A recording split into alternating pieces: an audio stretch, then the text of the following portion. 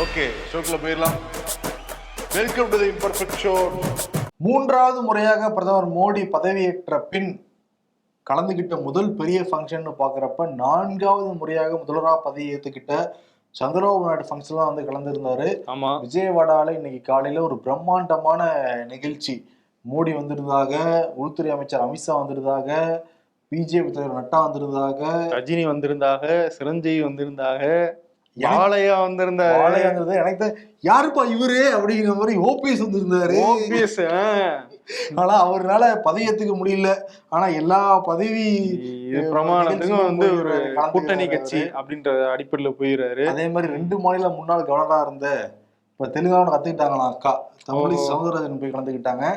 என்னன்னா சந்திரபாபு நாயுடு 4வது முறையா பதவி ஏத்துக்கிறப்ப இந்த பாகுபலி படத்தெல்லாம் பார்த்துட்டு ஆந்திராக்காரங்க அதே எஃபெக்ட்லாம் வந்துருக்காங்க போல தெரியுது. பாசெல்லாம் அவர் விட்டாரு. சந்திரபாபு நாயுடு அனே நேனு அப்படின்னு சொல்லிட்டு ஒரு சின்ன கேப் விட்டாரு. அந்த கேப்ல பவன் கல்யாண் ஆகிய நேனு அப்படின்னு அவரும் கை வச்சாரு. ஆமா, அந்த மாதிரி எல்லாருமே பதவி வந்து ஏத்துக்கிட்டாங்க. பவன் கல்யாண் வந்து பதவி ஏற்கிறதுக்கு முன்னாடி அமைச்சரா பதவி ஏற்கிறாரு. அமைச்சரா பதவி ஏற்க முன்னாடி எல்லார்ட்டையும் வந்து கையெல்லாம் கொடுக்குனாரு. முக்கியமா சிரஞ்சீவி காலில் விழுந்து ஆசீர்வாதம் வாங்கிக்கிட்டாரு. அதாவது ராமர் அவர் காலில் வந்து அனுமார் வந்து ஆசீர்வாதம் வாங்குறாரா? ராமன் லட்சுமணன் தானே இருக்க முடியும், அனுமார். பவன்னா அனுமார்னு அர்த்தமா? அப்படியே ஆமா, அப்படிதான் வந்து அவர் அடைமொழியா வந்து அவருக்கு வச்சாங்களாம். ஓகே, அண்ணன் தம்பி பாசத்தை பார்த்தோம். அதே மாதிரி அண்ணன் தங்கச்சி பாசத்தையும் பார்க்கணுமா இல்லையா? சந்திரபாபு நாயுடுடைய மனைவி தான் புவனேஸ்வரி. அவங்க யாருன்னா பாலையாவுடைய தங்கச்சி.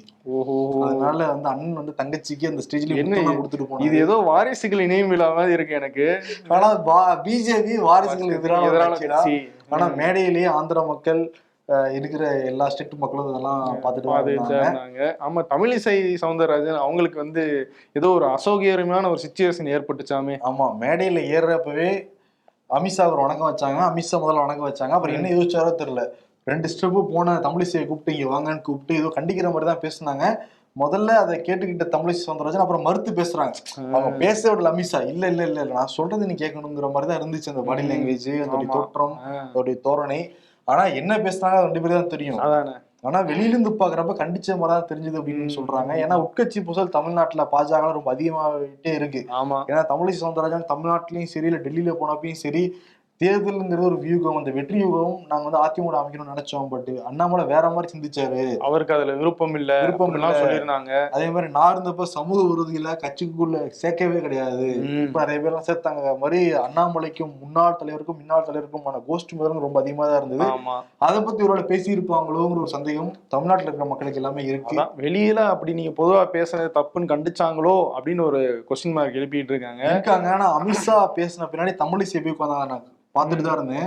கொஞ்சம் கடுகடுன்னு தான் உட்காந்துருந்தாங்க. இப்ப யோசிச்சிருப்பாங்க, சார் அவசரப்பட்டு ஆளுநர் பதவி ராஜினாமா பண்ணிட்டோமோ, நமக்கு சரியான மரியாதை எல்லாம் போய் கேட்டீங்கன்னு சொல்லுவாங்க, நானே கவலைப்படல, நீங்க எனக்காக கவலைப்படுறது அப்படிவாங்க. ஆனா என்னன்னா நாரி சக்தி, பெண்கள் முன்னேற்றம் அப்படிலாம் வீரவாசனம் பேசுவாங்க. பட் வந்து ஒரு 2 மாநில கவர்னரா இருந்த, தமிழ்நாட்டுல முன்னாள் தலைவரா இருந்த அண்ணா தமிழிசை சவுந்தரராஜன் எல்லாரும் முன்னாடியும் இப்படி கண்டிக்க வேண்டிய அவசியம் என்ன இல்ல, இப்படி வந்து கண்டிக்கும் தோரணையில பேச வேண்டிய அவசியம் என்ன கேக்குறாங்க. கரெக்ட். ஏன்னா நலம் விசாரிப்புங்கிறது அந்த பாலியல் தெரியும் வந்து தான் இருக்காரு. அது என்னன்னா இதை வாய்ப்பா பயன்படுத்திட்டு தமிழிசை ஆதரவாளர்களா இருப்பாங்கல்ல, அவங்க என்ன சொல்லுவாங்கன்னா, மாநில தலைவர் பதவி உங்களுக்கு தான், நீங்க வந்து வேணான்னு மறுக்க கூடாது, நான் சொல்றதை கேளுங்க அப்படின்னு அமித்ஷா ரொம்ப ஸ்ட்ரிக்டா சொன்னாரு அப்படின்ட்டு அவங்க இதுதான் வாய்ப்புன்னு வந்து இன்னொரு பக்கமும் எழுதிட்டு இருக்காங்க. தமிழிசை வேணான்னு சொன்னாங்களா, அதனால ஒரு மறுத்து இல்ல ஸ்ட்ரிக்டா சொன்னாரா அப்படின்னு ஒரு பக்கம் ஓடிக்கிட்டு இருக்கு. ஆளாவது ஒரு டைலாக் வந்து சேர்த்துட்டு இருக்காங்க. பட் தமிழிசை வெளியே வந்து சொல்லுவாங்கன்னு எதிர்பார்க்கலாம். ஆமா, கண்டிப்பா பயங்கர வைரல் ஆகியிருக்கு. தமிழிசை பத்தி பேசிக்கிட்டு இருந்தோம்ல பிரதர், அந்த விழால கலந்துகிட்ட ஜேபி நட்டா வந்து பக்கத்துல இருந்த நிதின் கட்கரிக்கு கையில ஏதோ பாக்குமரன்னு கொடுக்குது. அந்த பாக்குமரி வாங்கி ஒண்ணு போறாரு. நிதின் நட்டா வந்து யாருக்கும் தெரியாம எடுத்து வாயில போட்டுக்கிறாரு. ஒரு சுகாதாரத்துறை அமைச்சர் இன்னும் பாக்கெல்லாம் போட்டுக்கிறது. பாக்கா நிறைய பேர் குட்காலாம் பேச ஆரம்பிச்சிருக்காங்க. ஓஹோ, எவ்வளவு நேரமா மேடையிலே உட்காந்து இருக்கு, போர் அடிக்குது அப்படின்னு எடுத்து 2 வாயில போட்டிருப்பாங்க நினைக்கிறேன். பிக் பாஸ் நிகழ்ச்சியில தான் எதிர்பாராததை எதிர்பாருங்கள் மாதிரி பிஜேபிலையும் எதிர்பாராததை எதிர்பார்க்கலாங்கிற மாதிரி தான் நடக்கும். ஏன்னா ஒரிசால யார் சிஎம்மா வரப்போறா அப்படிங்கிற ஒரு கேள்வி எல்லாருக்குமே இருந்தது. ஏன்னா அமித்ஷா வேற சொல்லியிருந்தாரு, ஒரு இளம் தலைவர் தான் நாங்க சிஎம் ஆக்குவோம் ஜெயிக்க வச்சீங்கன்னு சொன்னார்ல. இப்ப இளம் தலைவரை சிஎம் ஆக்கியிருக்காரு. அவருக்கு வயசு 53. நீங்க ராகுல் காந்தி என்ன வயசு, அவரை நீங்க இளைஞர்னு சொல்றது இல்லையா, அந்த மாதிரிதான் இது அப்படின்னு வந்து பிஜேபி திரும்பி சொல்லுவாங்க. இப்ப எடுத்துக்கிறேன், இளைஞர் தான் நானும் சொன்னேன். இப்ப ஆனா ராகுல் காந்தி ஏத்துக்க மாட்டாங்க, இங்க வேணா இளைஞர்னு சொல்றாங்க. ஆமா. மோகன் சரண் மஜி இவர் வந்து சும்பூரா பகுதியை சேர்ந்த பழங்குடி இனத்தை சேர்ந்தவர். சட்டம் வந்து படிச்சிருக்காரு. 1997 பஞ்சாயத்து தலைவராக இருந்திருக்காரு. அதன் பிறகு கியாஞ்சர் அப்படிங்கிற பகுதியில தொகுதியில நின்று 2000, 2004, 2019, 2024 சொல்லிட்டு 4 முறை எம்எல்ஏ தேர்ந்தெடுக்கப்பட்டிருக்காரு. ஓகே. இப்ப அவரை வந்து 15வது ஒரிசாவுடைய முதல்வராக தேர்ந்தெடுத்திருக்காங்க பாஜக. என்னன்னா 2000 இருந்து 2009 வரைக்கும் பிஜேபி வந்து பிஜேபி கூட தான் கூட்டணி வச்சிருந்தாங்க. 9 ஆண்டுகள் பிஜேபி கூட கூட்டணி வச்சிருந்த ஒரு கட்சி இப்ப பிஜேடியை காலி பண்ணிட்டு 24 ஆண்டு காலம் ஆட்சி போயிருந்தாரு நவீன் பட்நாயக். எந்த அளவுக்குன்னா புது முதலமைச்சருக்கு வீடே இல்லையா, அவரு நவீன் பட்நாயக் அவருடைய சொந்த வீட்டிலேயே வந்து பயன்படுத்திட்டு இருந்ததுனால அரசாங்கம் வந்து புது முதலமைச்சருக்கு வீடு தேடிக்கிட்டு இருக்கான். அந்த அளவுக்கு வந்து 24 வருஷம் ஆட்சியில இருந்திருக்காரு அவரு. ஆமா, இப்போ வந்து அவரையும் எல்லாம் கூப்பிட்டு இருந்தாங்க அந்த ஃபங்க்ஷனுக்கு. இப்ப என்னன்னா ஒரு பதவி பிரமாணம் ஏத்துக்கிட்டாரு. பிரதமர் மோடி அந்த நிகழ்ச்சியில வந்து கலந்துக்கிட்டாரு. மோடி பத்தி பேசுறப்ப நீங்க எக்ஸ்தலத்துல போனீங்கன்னா ஈஸியா கண்டுபிடிச்சிடலாம் பிஜேபி ஆதரவாளருங்கிறது. ஹிந்தியில இங்கிலீஷ்ல வந்து மோடிக்கா பரிவாரம் எழுதியிருப்பாங்க. தமிழ்ல பார்த்தோம்னா மோடியின் குடும்பம் எழுதியிருப்பாங்க. இதுக்கு விதை போட்டது யாரும் அல்லு பிரசாத் யாதவ். என்னடான்னு பாக்குற நிறைய பேர் கன்ஃபியூஸா இருக்கும். ஏன்னா அல்லு பிரசாத் தான் இந்த தேர்தல் பிரச்சாரத்தப்ப மோடிக்கு சொந்தமா குடும்பமே கிடையாது, அவர் இந்துவே இல்லைன்னு பேசிட்டு போயிட்டாரு. உடனே கடுப்பான அமித்ஷா அவர் எங்களுடைய குடும்பம்னு சொல்லிட்டு அமித்ஷாக்கு பக்கத்துல மோடிக்கா பரிவார் நான் மோடியின் குடும்பங்கிற சேர்த்தாரு. இதை பார்த்துட்டு பிஜேபி ஆட்கள் எல்லாருமே செத்துக்கிட்டு இருந்தாங்க. அதனால மோடியின் குடும்பம்னு இப்ப பிஜேபி ஆதரவாளர்கள் எல்லா அட்டாக்லயும் அந்த இது இருக்கும். ஆமா, ட்விட்டர்ல எல்லாத்துலயுமே இருக்கும். எனக்கு அது வேணாம், நீங்க எனக்கு வந்து நிறைய பலன்கள் எல்லாம் கொடுத்துட்டீங்க, அதனால நிறைய பலன் அடைஞ்சிட்டேன் நானு, இப்ப அதை கலைச்சிடலாம். ஐ மீன் அந்த பேரை நீங்க எடுத்து உங்களுடைய பேர் வச்சுக்கணும்னு சொல்லிட்டு மோடி உத்தரவு போட்டுருக்காரு. எப்படி இருக்கு பாத்தீங்களா? கரெக்டா தேர்தல் நேரத்துல மட்டும் நீங்க என் குடும்பம், தேர்தல் முடிஞ்சிச்சு இனீங்களாம் என் குடும்பம் கிடையாது, நீங்க போய் உங்க வேலையை பார்க்கலாம். நான் அதே நேரம் இன்னொரு பாருங்க, என் குடும்பம் எல்லாமே இந்த எங்களுடைய அமைச்சரவையில இருக்கு. அமைச்சர் ராகுல் காந்தி என்ன சொல்றாரு, 20 அமைச்சர்கள் மோடியினுடைய அமைச்சரவையில வாரிசுகளா இருக்காங்க. ஸோ மோடிக்கா பரிவாரை தூக்கிட்டு ஃபேமிலிக்கா பரிவார் அவங்கள வந்து ஃபுல்லா இறக்கிட்டாரு மோடி. 20 பேரு, அதுல மெயினா ஜேபி நட்டாவே வாரிசு அப்படிங்கிறது தெரிய வருது. எல்லாரும் வந்து தாத்தா அப்பா மூலமா வந்து வாரிசா இருக்காரு. ஜேபிஆர் வந்து மாமியார் மூலமா வந்து அரசியல்ல வந்து அது ஒரு வரலாறு படிச்சிருக்காரு. புதிய வரலாறா இருக்கு, நமக்கு இன்ட்ரெஸ்டிங் செய்தியா இருக்கு. அதே மாதிரி ஹெச்டி குமாரசாமி கர்நாடகால அவங்க அப்பா வந்து பிரதமரா இருந்தாரு. ஜோதிராதித்யா சிந்தியா அவர் முன்னாடி அமைச்சரா இருந்தாரு, அவங்க அப்பாவும் அமைச்சரா இருந்தாரு. இப்படி நிறைய பேர் வந்து லிஸ்ட்ல வராங்க. சிராக் பாஸ்வான், ராம்மோகன் நாயுடு வந்து தெலுங்கு தேசம் கட்சியில இருந்து அவர் எம்பி ஆயிருக்காரு. இப்படி பியூஷ் கோயல் அவருடைய அப்பாவுமே வந்து முன்னாள் அமைச்சரா இருந்திருக்காரு. இப்படி ஏகப்பட்ட பேர் அமைச்சரவையில வாரிசுகளா இருக்காங்க. அதான் பரிவார நீக்க சொல்றாரு போல இருக்கு. ஆமா பிரதர், 72 பேர் அமைச்சரவையில 20 பேரு ஒரு வாரிசு அரசியல் அடிப்படையில தான் வந்து பதவி பிடிச்சிருக்கிறதா ராகுல் குற்றம் சாட்டுறாரு. அவர் தவறாதுன்னு சொல்லல. பாத்தீங்களா, மோடி வந்து வாரிசு அரசியலுக்கு எதிரானவர், ஆனா அவருடைய சொல்லுக்கும் செயலுக்குமான வேறுபாடு இதுல இருந்தே பார்க்கலாங்கிற மாதிரி குற்றம் சாட்டியிருக்காரு. ஆனா இன்னொரு பொதுத்தலங்களை வைக்கிற பொதுவான குற்றம் சாட்டுறா, என்டிஏல 293 பேர்ல எம்பியா இருக்காங்க. அதுல ஒரு இஸ்லாமியர் கிடையாதுங்கிறாங்க. மொத்தம் 24 எம்பிக்கள் இப்ப தேர்ந்தெடுக்கப்பட்டிருக்காங்க. அதுல 21 பேரு இந்தியாவுல இருந்து ஜெயிச்சவங்க, மீதி 3 பேரு ஓவைசி போன்ற கட்சியிலிருந்து வென்றவங்க. இப்ப 21 பேர் இந்தியா கூட்டணியில மட்டும் தான் ஜெயிச்சிருக்காங்க. என்டிஏல இருந்து ஒரு இஸ்லாமிய கூட தேர்ந்தெடுக்கப்படல. இன்னொன்னு, இதுவரைக்கும் இந்திய வரலாற்றிலேயே ஒரு இஸ்லாமியர் கூட இல்லாத அமைச்சரவை இதுதான் அப்படின்னு சொல்றாங்க. 1999 வாஜ்பாய் காலத்துல ஷானவாஸ் உசேன், உமர் அப்துல்லாங்கிறவங்க 2 பேர் வந்து அமைச்சரா இருந்திருக்காங்க. இப்ப மோடி பதவி ஏத்தப்பவே 2014 முதல் முறை பிரதமரா இருந்தப்பவே நஜ்மா அப்பாஸ் நக்வி அப்படிங்கிற பதவி ஏத்துட்டாங்க. 2வது முறை பதவி ஏற்கிற கூட அப்பாஸ் வந்து பதவி ஏத்துக்கிட்டாரு. இப்ப 3வது முறையாக இஸ்லாமியர்களே இல்லாத ஒரு அமைச்சரவை இப்பதான் முதல் முறை வரலாற்றுலயே இருக்கு அப்படிங்கிறாங்க. பாத்தீங்களா, அப்ப குடும்பத்துல இடம் இல்லைங்கிறது தான் ஒரு அர்த்தமா, இஸ்லாமியர்களுக்கு அவங்க குடும்பத்துல இடம் இல்ல போல இருக்கு அப்படின்னு தான் தெரிய வருதுன்னு மக்கள் சொல்றாங்க. பிஜேபிக்கு இப்ப உள்ள இருந்தே எதிர்ப்புகள் கிளம்ப ஆரம்பிச்சிருக்கு. RSS உடைய சார்பு பத்திரிகை ஆர்கனைசர், அதுல ஒரு முக்கியமான கட்டுரை வந்திருக்கு. பிஜேபி திட்டி குவிச்சு வந்து அந்த கட்டுரை எழுதப்பட்டிருக்கு. யதார்த்தமான உண்மை இப்ப பிஜேபிக்கு வந்து புரிய வந்திருக்கும்.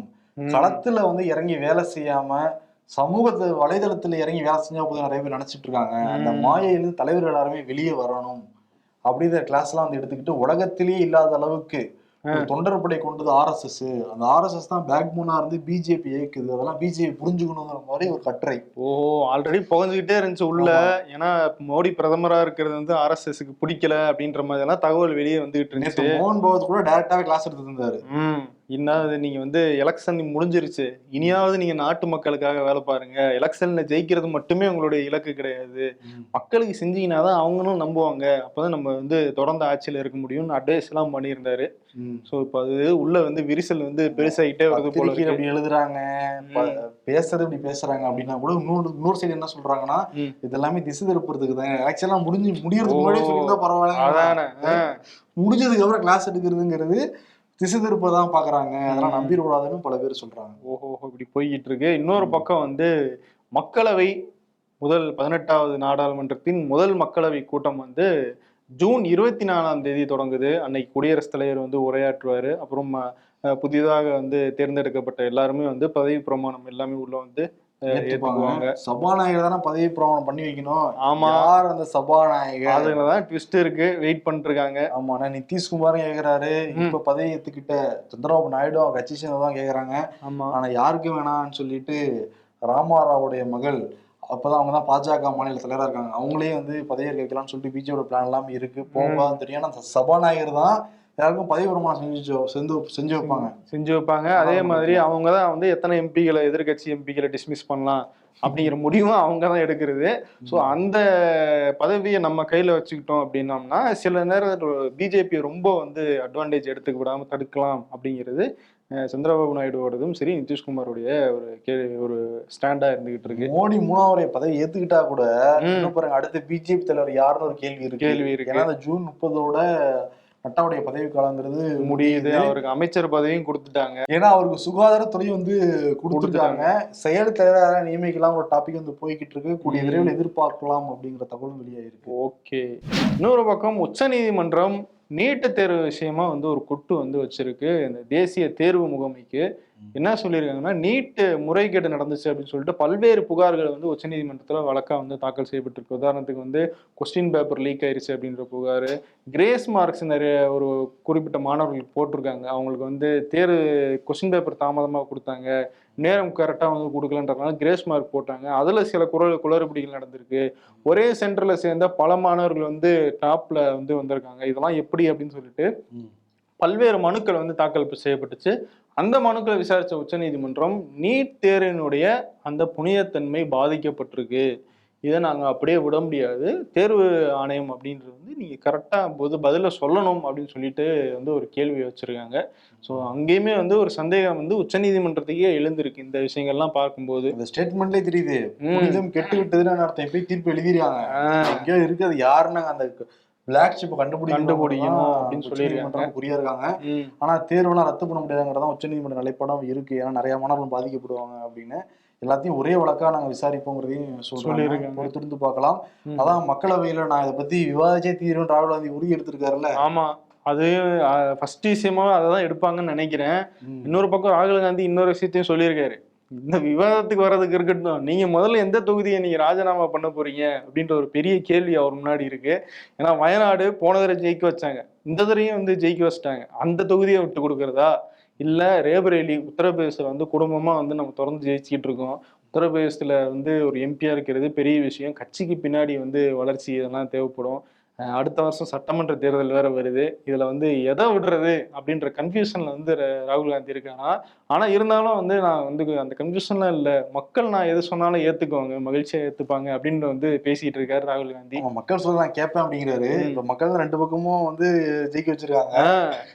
என்னன்னா இப்ப திரும்பி இடைத்தேர்தல் ஒன்று நடத்துவாங்க, அப்படி நடத்தினா திரும்பி அவங்க போய் லைன்ல நின்று வாக்கு போடணுமா, அப்ப நாங்க போட்டதுக்கு என்ன மரியாதை அப்படின்னு அவங்க கிட்ட ஒரு கேள்வி விட்டுருல. முக்கியமா வயநாடுதான் விடுற மாதிரி தெரியுது.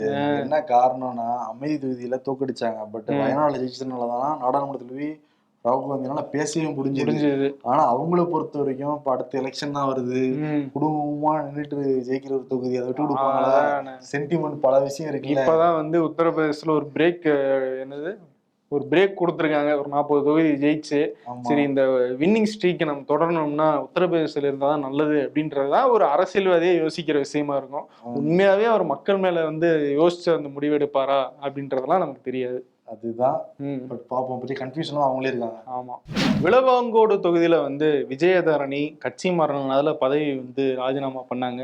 ராஜினாமா பண்ணதுனால இழந்திருப்பாங்க நீங்க. ஸோ அதனால வந்து அங்க இடைத்தேர்தல் நடந்துச்சு. தாரகை கத்பட் காங்கிரஸ் சார்பில் போட்டிட்டு அந்த தொகுதியில ஜெயிச்சாங்க. அவங்க இன்னைக்கு காலையில சட்டமன்றத்துல சபாநாயகர் அப்பாவு முன்னிலையில வந்து பதவி பிரமாணம் எடுத்துக்கிட்டாங்க எம்எல்ஏவாக. அந்த நிகழ்ச்சியில வந்து முதலமைச்சர் ஸ்டாலினும் வந்து பங்கேற்றாங்க. அவர் வாழ்த்து சொல்லி சட்டமன்றத்துக்குள்ள வரவேற்றிருக்காங்க.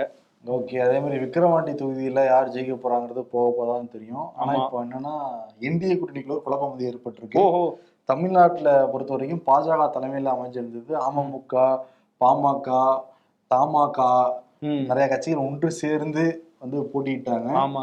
இப்ப என்னன்னா இப்ப பிஜேபி ஆட்கள் நிப்பாட்ட போறது உறுதியாயிருக்கு. ம். இன்னொரு பக்கம் பாமக நாங்களும் நிப்பாட்டுவோங்கிறாங்க. ஏன்னா விக்கிரவாண்டிங்கிறது பாமக மிக முக்கியமான ஒரு தொகுதி. அவங்களுடைய பெல்ட்ல இருக்கிற ஒரு ஏரியா. அதனால நாங்க தனியா நிப்போம் அப்படிங்கிறாங்க. அமமுக நாங்க பொறுத்திருந்து பார்ப்போம் அப்படின்னு மட்டும் சொல்றாரு. ஆனா எக்காலத்திலும் எடப்பாடியோட சேர மாட்டேங்கிறதான் தினகரனுடைய ஸ்டேட்மெண்டாவும் இன்னைக்குமே இருந்தது. ஓகே. அதனால இந்திய கூட்டணிகளே இப்பதான் எலெக்ஷன் முடிஞ்சு ஒரு 2 வாரம் கூட ஆகல, அதுக்கு சண்டை போயிட்டு இதுல ரொம்ப முக்கியமே தமாகவுடைய நிலைப்பாடு தான். என்ன சொல்றாரு அவரு? தமாக நிலைப்பாடு எங்க போனானே தெரியல. எலெக்ஷன் முடிஞ்சு 3 இடங்கள்லயும் படுதோல்வி. சைக்கிளை கொண்டு போய் எங்க போட்டு அலைங்காருன்னு தெரியல அவரு. ஆமா. கேட்ட சின்னலா கிடைச்சது, இப்ப அதையும் சொல்ல முடியாது. ஆமா. எங்களுக்கு வேற சின்னதை கொடுத்துட்டாங்க, மக்கள் போய் சேர்க்க முடியலன்னு சொல்ல முடியாது. சைக்கிள் சின்னம் காலகாலமா 96ல இருந்து தமாக தான் இருக்கு, தமிழ் காங்கிரஸ் தான் இருக்கு. அவரே கை சின்னதுக்கு தான் ஓட்டு கேட்டுக்கிட்டு இருந்தாரு, மறந்து போய். அந்த அளவுக்கு தான் இருக்கு அவர் கட்சி. அதே சமாளிச்சாரு பாருங்க. அப்ப இதை எடுத்து அப்படி வையுங்கள் என்று அப்படின்னாரு. அதனால நம்ம சிரிச்ச தமாகாவை பார்த்து எல்லாரும் சிரிக்கிறாங்க. ஆமா. காங்கிரஸ் கரை வெட்டிகள் ஒண்ணு சேர்ந்தா பஞ்சாயத்து இல்லாம இருக்குமா? இப்ப நேத்துதான் தமிழ்நாட்டுல வந்து 40க்கு 40 ஜெயிச்சுட்டு முதல்வர்கிட்ட எல்லாம் நிறைய பேர் வாழ்த்துலாம் வாங்கிட்டு காங்கிரஸ் வந்து தேனாம்பேட்டை காமராஜர் அரங்கத்துல ஒரு கூட்டத்தை போட்டாங்க. கூட்டத்திலேயே முன்னாள் தலைவர் இன்னாள் தலைவர், அங்க எப்படி பாஜக முன்னாள் தலைவர் இன்னாள் தலைவர் சண்டையோ அதே மாதிரி மேடையிலேயே சண்டை போட்டுக்கிட்டாங்க. இப்ப 2 தேசிய கட்சியிலயும் வந்து ஒரே சலசலப்பா இருக்கு. ஆமா, நேற்று வந்து காமராஜர் அரங்கத்துல செல்வ பெருந்தகை தமிழ்நாடு காங்கிரஸ் தலைவர் பேசுறப்ப என்ன சொல்லியிருந்தாருன்னா, நம்ம எவ்வளவு காலம் தான் பிறரை சார்ந்திருக்க போகிறோம், நம்ம சுயமா இருக்க போறோமா இல்ல சார்ந்திருக்க போறோமாங்கிறத நம்ம தான் முடிவு பண்ணணும். காங்கிரஸ் செய்யறதுக்கு ஒரு பெரிய வரலாறே இருக்கு. இப்ப நம்ம வந்து போன டைம் 44 இருந்தவங்க இப்ப 99 ஜெயிச்சிருக்காங்க. இப்ப கூட 2 பேர் சேர்ந்துருக்காங்க. நம்மளோட எண்ணிக்கை உயர்ந்துகிட்டே இருக்கு. இது வந்து சர்வாதிகாரத்துக்கும் ஜனநாயகமும் நடந்த போட்டியில ஜனநாயகம் வென்றதுலாம் பேசுறாரு. ஆட்சியா பிடிச்சிட்டாங்கிறது தெரியல. ஆனா இப்ப ஆட்சி அமைச்சது பிஜேபி என்டிஏங்கிற ஒரு அவரும் சப்பக்கட்டு கட்டிக்கிறாரு. அதற்கு பிறகுதான் மயக்க பிடிக்கிறாரு முன்னாள் தலைவர் EVK இளங்கோவன், ஈரோடு கிழக்கு எம்எல்ஏ. அவர் வந்து என்னன்னா கொஞ்சம் கடுப்பாயிட்டாரு அவரு. இப்ப 40க்கும் 40 வெற்றி பெற்றதுக்கான காரணம் என்ன? திமுகவும் அதே முதலமைச்சர் MK ஸ்டாலின் உழைப்பு தான் அதுக்கு காரணம். இப்ப அதெல்லாம் நீங்க மறந்துட்டு வந்து பேசக்கூடாது. நான் தனியா நிப்பேன், நான் தனியா தோப்பேன், நான் தான் வெள்ளி அப்படின்னு சொன்னோம்னா இங்க வந்து எல்லா பக்கமும் காலி ஆயிடும். ஏன்னா தனியா நின்னப்ப கன்னியாகுமரியிலையும் அதே மாதிரி காரைக்குடியிலையும் மட்டும்தான் 1 லட்சம் வாக்குகள் வாங்கணும், சிவகங்கையில மட்டும் வாங்கணும், மத்த எங்க எல்லா இடங்களையும் வாங்க முடியல. பல இடங்கள் டெபாசிட் போச்செல்லாம் சிந்திச்சு செயல்படணும், பேர ஆசைப்பட்டு ஏமாந்துடக்கூடாதுங்கிற மாதிரி கிளாஸ் எடுத்துட்டு கிளம்பி போயிட்டாரு. அதான் இப்ப பிஜேபிக்கு நடந்த மாதிரி பிஜேபி கூட்டணியா எவ்வளவு ஓட்டு வாங்குச்சு, தனியா எவ்வளவு ஓட்டு வாங்குச்சுன்னு அப்புறம் நம்மளையும் பிரிச்சு கணக்கெடுக்க ஆரம்பிச்சிருவாங்க. இதெல்லாம் வந்து நல்லதுக்கு இல்ல, ஒண்ணுமே இல்லாம போயிரும் அப்படின்ற மாதிரி வந்து சொல்லிட்டு போயிட்டாரு EVK இளங்கோவன். என்னன்னா ஆரம்பத்திலிருந்தே செல்வ பெருந்தகைக்கும் EVK இளங்கோவுக்கும் ஒத்து போகலைங்கிறாங்க. என்ன காரணம்னா தமிழ்நாடு இந்த சட்டமன்ற காங்கிரஸ் தலைவராக EVK தான் அறிவிப்பாங்கன்னு எதிர்பார்த்தாங்க. ஆனா அதுக்கு முன்னாடி செல்வ பெருந்தகை தான் இருந்தாரு. திடீர்னு தான் வந்தாப்புல தோச்சிக்கு இந்த மாதிரி. ஆனா மாத்தவே கிடையாது. சரி, செல்வ பெருந்தகைக்கு தமிழ்நாடு மாநில காங்கிரஸ் தலைவர் ஆக்கப்பட்டதும் நமக்கு அந்த பதவி வரும்னு எதிர்பார்த்தாரு. அப்பயே அந்த பதவி கொடுக்கவே இல்லை. இன்னொருத்தர் பேருக்கு ராஜேஷ்குமார்ங்கிறதுக்கு வந்து போயிடுச்சு. இப்ப கடும் அப்செட்ல இருக்காரு EVK இளங்கோவன். அதெல்லாம் தாண்டி ஈரோடு கிழக்குல வந்து உழைச்சது எல்லாருமே திமுக ஆட்கள் தான். நம்ம செந்தில் பாலாஜி நிறைய பணத்தெல்லாம் இறக்கி நிறைய வேலையில செஞ்சு கொடுத்து அந்த நன்றி உணர்வோட இருக்காரு EVK. ஈரோடு மட்டுமா, களத்துல விசாரிச்சு பார்த்தா எல்லா தொகுதியிலுமே திமுக காரங்க தான் வேலை பார்த்தாங்க. காங்கிரஸ்காரங்க இன்னும் வந்து அந்த சட்ட அழுக்குப்படாம தான் வந்து வேலை பார்த்துக்கிட்டு இருக்காங்கன்றாங்க. ஆமா, காங்கிரஸ் கோஷ்டி முதல் இல்ல, திமுக காங்கிரஸோட கோஷ்டி முதல் இதுதான் வெளியே நின்று எட்டி பார்த்துக்கிட்டு இருக்காங்க. பார்த்துட்டு இருக்காங்க எப்படா சண்டை வரும், எப்படா பெரியவங்க அவங்க பிஜேபி பார்த்துக்கிட்டு இருக்காங்க. அவங்களும் வேற சொன்ன நடந்துகிட்டு இருக்கு. அண்ணாமலை இப்ப சொல்லியிருக்காரு, அண்ணா இனிமேட்டு நான் வந்து ஏர்போர்ட்ல இறங்கணும் பிரஸ் மீட் எல்லாம் கொடுக்க மாட்டேங்கன்னா கட்சியோட தான் பிரஸ் மீட் எல்லாம் கொடுப்பேன்னு சொல்லியிருக்காரு. தெரிஞ்சல என்னன்னா மேல இருந்து அறிக்கை வந்து கேட்டிருக்காங்களாம். இவர் பிரஸ் மீட் தொடங்கி அரசியல் செயல்பாடு, தேர்தல் செயல்பாடு வரைக்கும் எல்லாமே ஒரு ரிப்போர்ட் ஸ்டேட்ல வந்து பிஜேபி எப்படி இருக்கு, என்ன மாதிரி செயல்பாடு இருக்குன்னு ஒரு ரிப்போர்ட் கேட்டிருக்காங்களாம். அதனால எதுக்கு நம்ம வெளியே பேச, நம்மளை பத்தி வந்து தமிழிசை மாதிரி வேற யாராவது வெளியே பேச, இதெல்லாம் எதுக்கு அப்படின்னு சொல்லிட்டு கொஞ்ச நாள் அமைதியா இருப்போன்ட்டு முடிவு எடுத்திருக்காங்களாம். நல்லதுப்பா நம்மளோட அரசியல். அமெரிக்காவை சேர்ந்த செரிஸ் அப்படிங்கிற ஒரு பெண் வந்து ராஜஸ்தான் ஜெய்ப்பூர்ல வந்து ஒரு நகை ஒன்று வாங்கியிருக்காங்க. அந்த நகையை வந்து 6 கோடி ரூபாய் மதிப்புல வந்து செலவு பண்ணி வாங்கியிருக்காங்க. அதை வந்து அமெரிக்காவில் இருக்கிற ஒரு பாரம்பரியமான ஒரு நகை அப்படின்னு சொல்லிட்டு அமெரிக்காவில் ஒரு மியூசியத்தில் வந்து ஒரு காட்சிப்படுத்தி அதை விற்பனை கொண்டு போகலாம் அப்படின்ற இடத்துல அவங்க வந்து காட்சிப்படுத்தும் போது தான் தெரிஞ்சிருக்கு அது போலியான நகைன்ட்டு. அதோட உண்மையான மதிப்பு வெறும் 300 ரூபா தானா.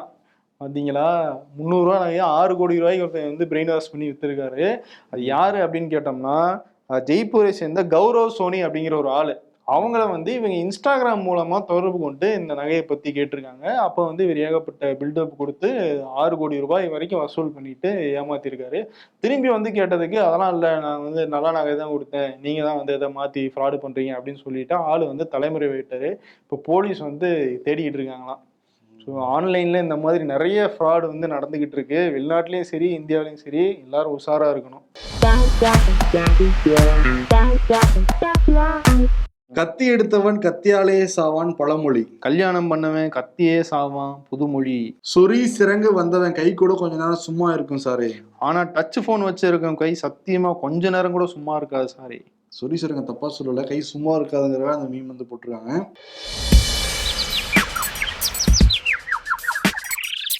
பங்கு நம்ம ஸ்டேட்ல எந்த நடிகரெல்லாம் இன்னும் நேஷனல் அவார்டு வாங்கல ஒரு லிஸ்ட் எடு. நிதிஷ்குமார் வந்து கேக்குறாரா, ஜி இருக்காரு அதுல. நான் ஏன் அமைச்சர் ஆகலைன்னா அத உங்க வாயால சொல்ல வேணாம், உங்க அப்பா பேரு குப்புசாமி இருந்ததுதான் காரணம்னு அப்பவே தெரியும். அரசியல்ல இதெல்லாம் சாதாரணமாப்பா. விருது நட்டாக்கு போவேனா, நட்டாக்கு என்னதான் ஒரு சாப்பிட்டு இருந்தாலும் டென்ஷன் ஆகுது ஒரு பீடி கூட அப்படின்ற மாதிரி. அவருக்கு என்ன கஷ்டமோ. மோடி வேற சிரஞ்சீவியும் பவன் கல்யாணையும் கூப்பிட்டு அவர் ஸ்கோர் பண்ணிக்கிட்டு இருந்தாரு. ஆமா, இவங்கதான் அடுத்த முதலமைச்சரா பவன் கல்யாணம் ஆக்குறேன், நாயுடு வீட்டுக்கு அனுப்புறேன்ற மாதிரி இருந்துச்சு எனக்கு மைண்ட் வாய்ஸ். ஓகே, ஆனா இவங்க யாரும் கிடையாது. நம்ம ராகுல் காந்தி கொடுத்துருவோம். ரேபரேலியும் முக்கியமான தொகுதி, வயநாடும் முக்கியமான தொகுதி. எங்க முடிவெடுக்க போறாங்கன்னு தெரியல. இன்னும் சில தினங்கள் எடுத்தே ஆகணும். ஒரு புரியாத புதிரா இருக்கிறதுனால அதே விருதா கொடுத்துடலாம். புரியாத புதிர் அவார்ட் கோஸ் டு ராகுல் காந்தி. நன்றி, வணக்கம்.